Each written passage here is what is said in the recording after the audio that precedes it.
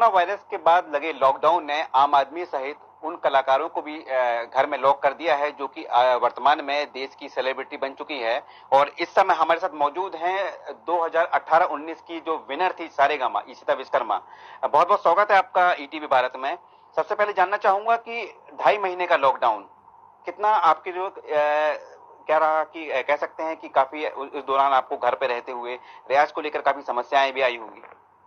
मुझे ऐसा लगता है कि हर किसी चीज़ के दो पहलू होते हैं, पॉजिटिव और नेगेटिव। ये बात सही है कि हम आर्टिस्ट के लिए ये बहुत ही नेगेटिव दौर है, बहुत ही कह सकते हैं फाइनेंशियली मुश्किल दौर है, क्योंकि हमारा मेन ही काम होता है कि लाखों की हज़ारों की ऑडियंस में परफॉर्म करना, लोगों के बीच में जाना, सोशल गैदरिंग्स करना, और वही आज टोटली मना हो चुका है। बट मुझे ऐसा लगता है कि ये जो समय हमें मिला है, ये समय हमें कभी भी नॉर्मल टाइम में या नॉर्मल डेज में कभी मिल नहीं सकता था।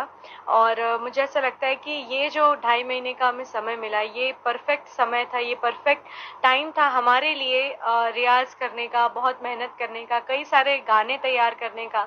सो एक तरह से अपने आप को और स्ट्रांग बनाने का मौका हमें मिला इन 2.5 महीनों में। और पूरी तरह से 2.5 महीनों तक हमने बहुत सारी कोशिश की।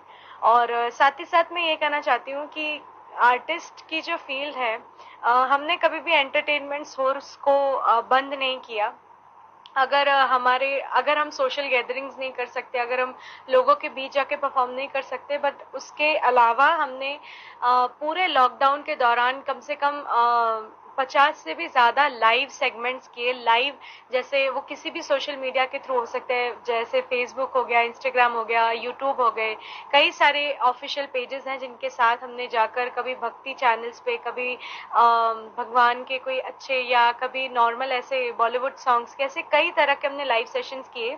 और मुझे ऐसा लगता है कि हमने ये पूरे लॉकडाउन में, हमारे पास केवल सोशल गैदरिंग्स नहीं थी, बाकी हमने ऑडियंस को एंटरटेनमेंट का काम पूरे 2.5 महीने तक किया है। अच्छा, एक बात और जानना चाहूंगा आपसे कि 2.5 माह के पहले क्योंकि लॉकडाउन नहीं लगा था, कुछ शोज भी थे आपके जो सडनली कैंसिल भी हुए हैं। मुझे ऐसा लगता है कि ये थोड़ा सा हमारे लिए क्रूशियल था, क्योंकि हमारे जितने भी अपकमिंग प्लान्स थे, जो भी सारी चीज़ें थी, कॉन्सर्ट्स थे, इवेंट्स थे, सारी चीज़ें कैंसिल हो गई, पोस्टपोन हो गई, कई सारी तो कैंसिल ही हो गई, बिकॉज अभी कोई आसार नहीं है कि कब सोशल गैदरिंग्स शुरू होंगी। पर मुझे ऐसा लगता है कि हमें इसका कोई ना कोई तोड़ निकालना चाहिए, जैसे कि हम लाइव शोज करते हैं, लाइव ऑनलाइन लाइव शोज करते हैं। तो एक तरह से कहा जा सकता है कि हम हमारी तरफ से हमारा जॉब हम कर रहे हैं, चाहे वो हम लोगों के बीच में जाकर करें, चाहे हम हमारे घर पे रह के अपने फ़ोन से, अपने मीडिया से, सोशल मीडिया से लाइव करें।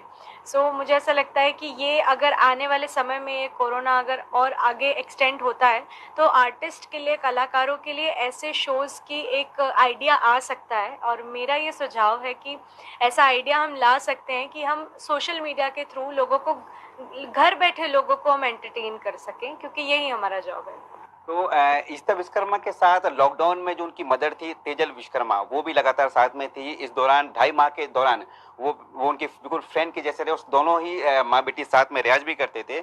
इस समय हमारे साथ उनकी मदर तेजल विश्वकर्मा भी मौजूद है। मैम, 2.5 माह तक आप बिल्कुल एक फ्रेंड के नाते दोनों साथ में रहे, साथ में रियाज भी किए, लेकिन आपने बताया कहीं ना कहीं वर्तमान में जो इस इंडस्ट्रीज है, जो म्यूजिक इंडस्ट्री, उनकी कहीं ना कहीं थोड़ी सा प्रॉब्लम जरूर आया होगा।